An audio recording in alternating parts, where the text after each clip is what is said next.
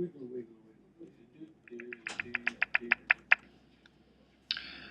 we're going to be talking about the recent trend in modern football to move away from the 4-4-2 to this modified 4-5-1/4-3-3 in attack. On the world scene in recent years, we've seen large successes with this system from teams such as Spain, and then also in the Champions League with teams like Barcelona FC, and then also successes from like Manchester United and Chelsea FC in the Premier League. Today we're going to take a look at the Mourinho style 4-3-3/4-5-1 system, but we'll be making references to standard 4-5-1 systems throughout. Clearly the 4-5-1 is a massively defensive orientated system with 9 players operating in the defensive third, and also 9 players behind the ball in any general defensive phase of play. In 2004, Mourinho boasted the best defensive record in Premiership history playing this 4-5-1 system, conceding only 15 goals in 38 games. Teams playing 4-5-1 systems generally tend to work towards stifling the opposition's attack through numbers in this midfield area and also in the defensive area, and then breaking out quickly in a counter-attack fashion in an attempt to score. The system boasts the 2 defensive blocks normally seen in a 4-4-2, but with the additional safety of this player, number 6 here, playing in the seam area, designed to block and cut out balls into the forward's feet. The defensive third, the formation also covers both the width in the defensive and midfield third areas. It's also clearly very strong in these central areas as well, so not really too many areas to penetrate in the 4-5-1. Certainly in midfield areas, we should never be outnumbered in a 4-5-1 system. Here we match up against a 4-4-2 midfield, clearly with the 5-4 dominance. This severely packed midfield area in the defensive phase results in less time and space for the opposition to stage any type of attacks from this area of the field. As a result of the overload in midfield, we can't really press the opposition's defense, so generally we concede the attacking third of the field and just let the other team's defensive backs keep possession, maintain, but not really go forward or penetrate. With the 2 attacking central midfield players, this is a 4-5-1 in a generally more attacking shape. The mid-central triangle can be inverted, with 2 holding or defensive central midfield players or screening midfield players. We're now in even more of a defensive based shape. Some teams prefer this formation shape where they can create a defending box between the 2 central backs and then also the 2 central midfielders to defend this vulnerable central area just outside the 18 in the seam area where a number of goals are scored in modern football. With such a packed midfield, it makes it extremely difficult for our opponents to play through the thirds and through the midfield and stage attacks anywhere in the midfield. So what really are the opposition's only ways of attacking? Well, they can start reverting to long balls and try play over the top of us, but we're relatively strong at the back with these 4 players, and certainly in this box shape we're very strong. Or they can simply play short passes into deep midfielders, or lateral passes, or even negative passes all the way to the goalkeeper or a sweeper. But they don't really have too many attacking options. So the 4-5-1 system encourages the opposition to maintain possession in their own half or even their own third of the field, which is fine by us because the ball's as far away from our goal as possible. An integral part of our 4-5-1 strategy is our pressing strategy. When exactly do we press the ball in this type of shape? Adopting attacking third style pressing in this shape requires a great amount of work rate from both players 11 and 10 here to press the outside backs with the lack of natural width up front that we'd have in a 4-4-2 or a 4-3-3 in particular. However, attacking third pressing is definitely seen in the modern game. The question of whether it's feasible over 90 minutes for standard teams is debatable. Often your players will be overtaxed by playing this high pressing game the whole time. Attacking pressing therefore can be used periodically throughout a game. A number of teams use this attacking third style of pressing at the beginning of the game or immediately after half time, especially when your team would be trailing. More commonly in a 4-5-1 we'll see a slightly deeper line of confrontation or a line that we begin to press. The top of the centre circle is a common one. So here as player 3 starts to dribble forward and move forward towards this line, 11 or the right wing would start to pressure and 9 would start to move in to start to pinch the ball. Teams want to remain even more compact.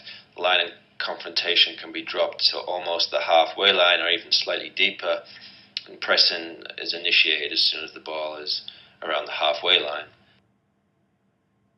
With this type of tactic, or any line of pressing that we've just talked about, the defending 4 should always be alert and ready to anticipate that ball over the top. As a result of such a crammed midfield, we don't expect the team to play successfully into these areas and be able to build an attack. So as long as the back 4 is alert to these type of balls, and also the goalkeeper needs to be alert and ready to cover the space behind the 2 centre backs or even the outside backs to get across and cover for these balls that are played behind our back 4. So let's have a look at the 4-5-1 in the attacking phase. With our overloading midfield, we have the ability to create a number of natural triangles just from the shape of the system. Obviously, the triangle is the ideal shape to create good passing options. And naturally, this formation is made up of a number of close passing triangles in the midfield. This gives us a clear advantage in the midfield area with this 5 versus 4 against the standard 4-4-2.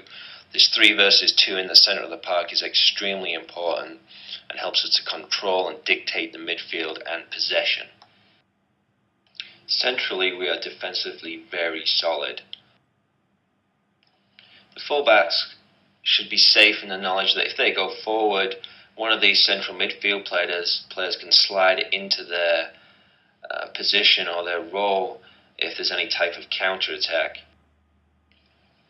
Due to the lack of support for the central forward, it's really important that these outside flank players or the outside midfielders get forward into these attacking areas. Now we have width in attack and also a more immediate support for the centre forward.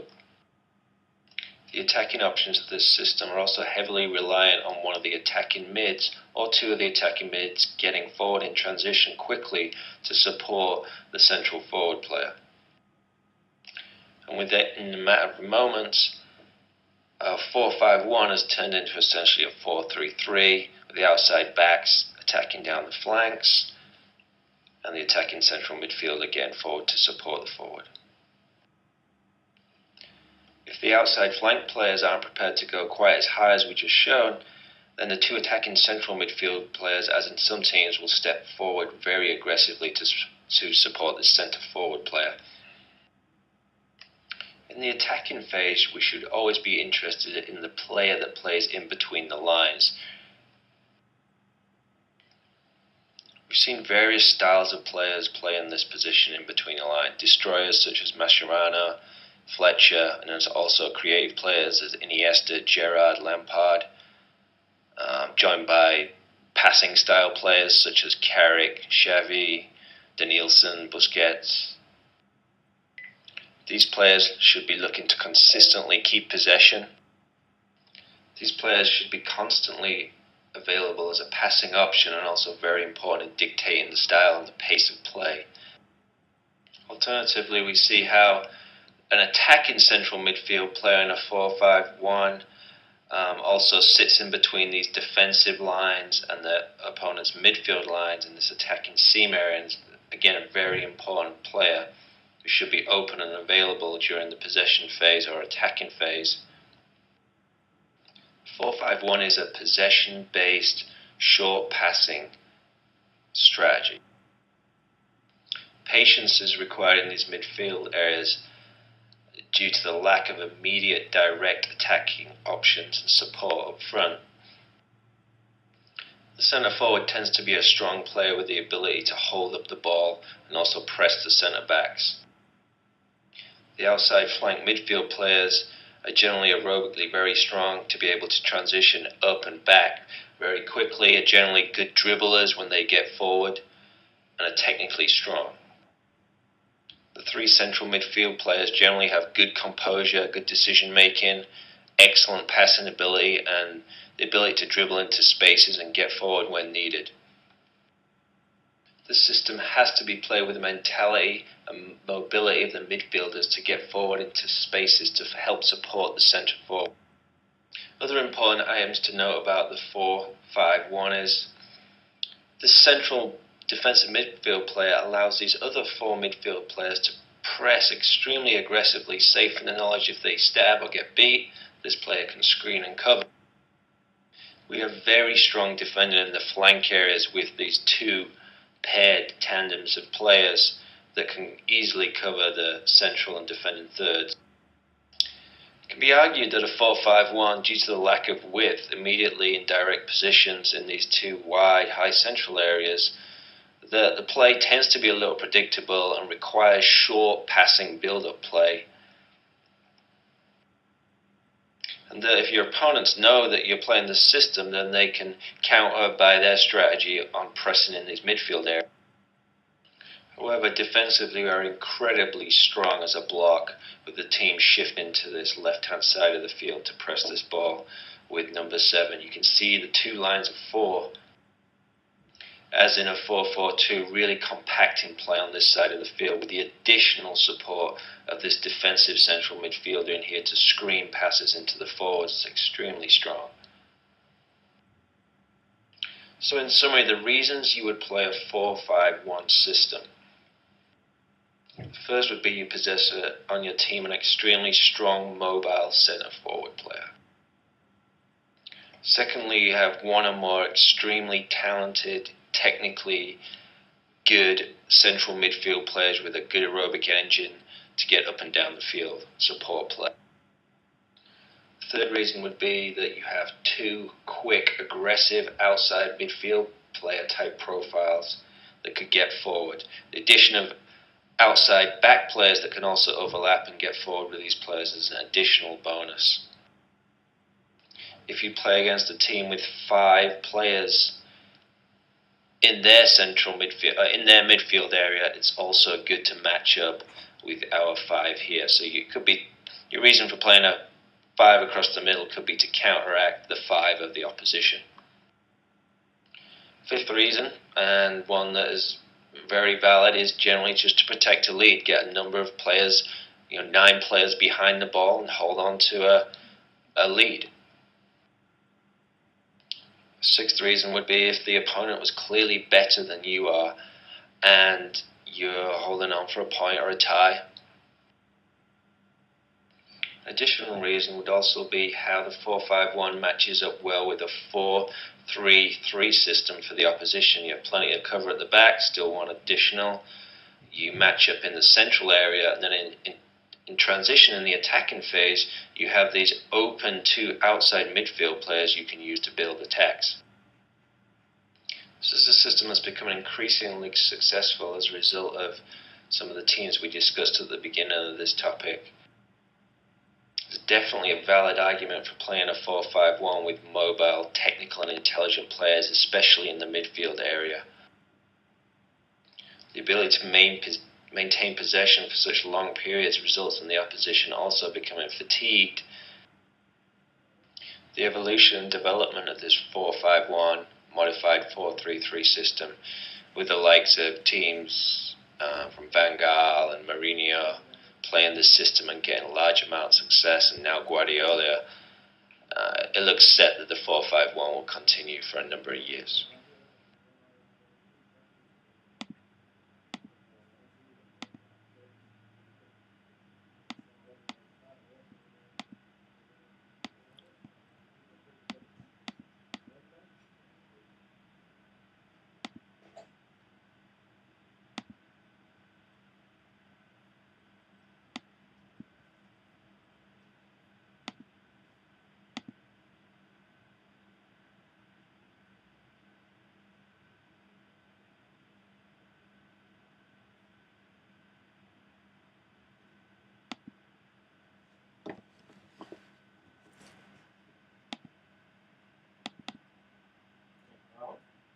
No.